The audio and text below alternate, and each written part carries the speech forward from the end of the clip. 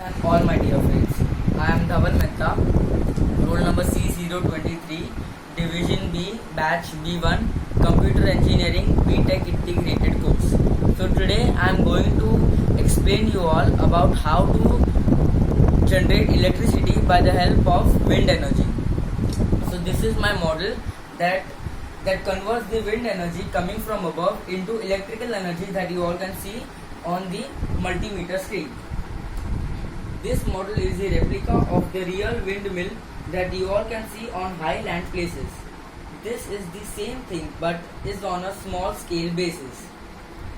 The only difference is that in the real windmill, the blades are situated on the y-axis, that is vertically, but on this small scale model, the blades are situated horizontally, that is on the x-axis, so the air can come from the above and the blades can rotate freely and smoothly. The wind energy is converted into electrical energy by the help of the DC motor that is situated right below the propeller fan.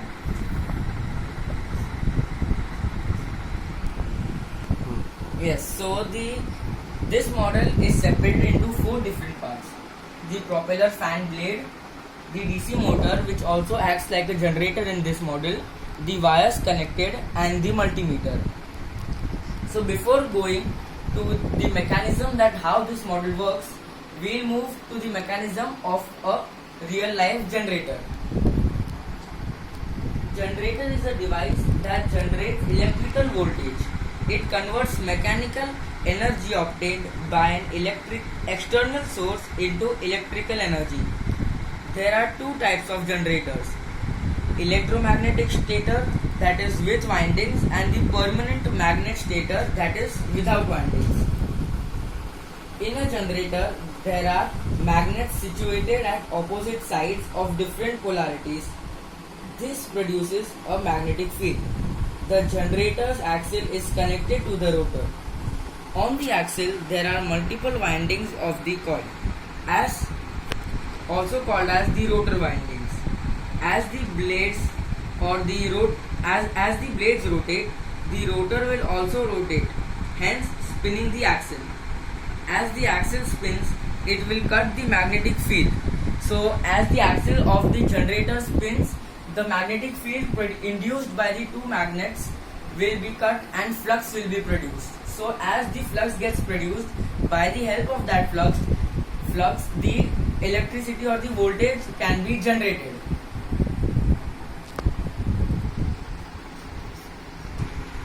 Yes, so now let us grasp some of the more information about the blades of the real life windmill.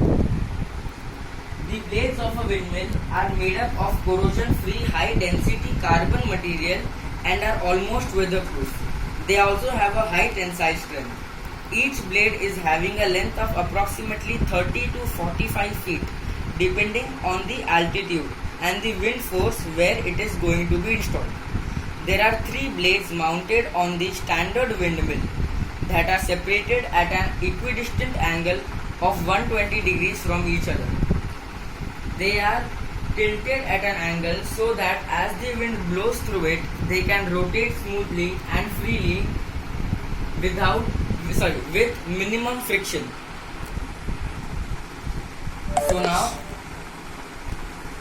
So now let's get into the details about the mechanism of the model.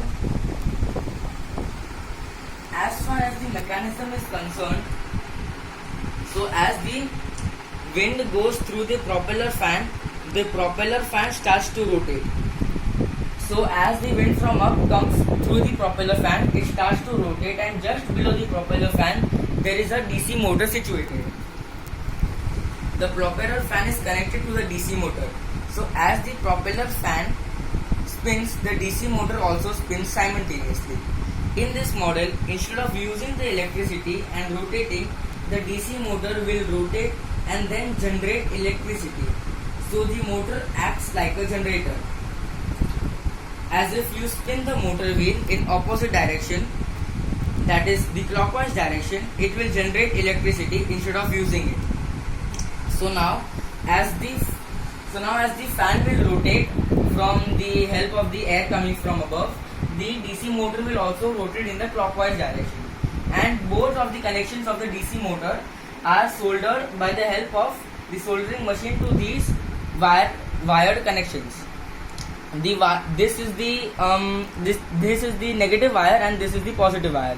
Both of the wires have crocodile clips attached at the end of them, and these two crocodile clips are attached at the pin wires, which are also called as multimeter wires, and that multimeter wire is connected to the multimeter.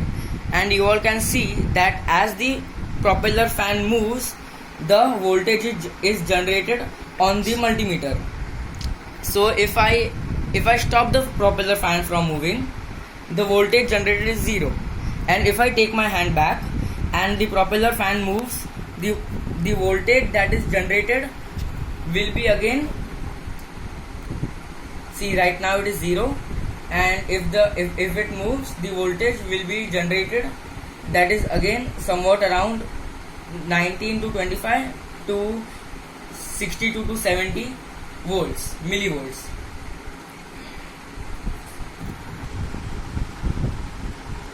So yes, as this model is made on a small scale, the voltage generated in the multimeter is shown in millivolts, and the area of the propeller fan is also very less. Yes, so the blades of the actual windmill does not rotate as fast as you all can see in this right model. They rotate at the speed of somewhat around 30 to 35 rotations per minute. So you all might be thinking that if a windmill that rotates with such a low or such a slow speed how can it produce the electricity so efficiently? So there is a device called as gearbox that is situated in the rear side of the windmill. The blades of the windmill are connected to the rotor. The rotor is then connected to the gearbox. As the blades of the windmill complete 30 rotations per minute, the gearbox completes somewhat around 1500 rotations per minute. So the electricity generated will be on a larger scale. These gears are connected to the generator. As the gear rotates faster, so will the generator, and more electricity can be generated. So yes, thank you everyone for watching this video and giving your time. Yes, and this is Dhaval Mehta signing out. Thank you.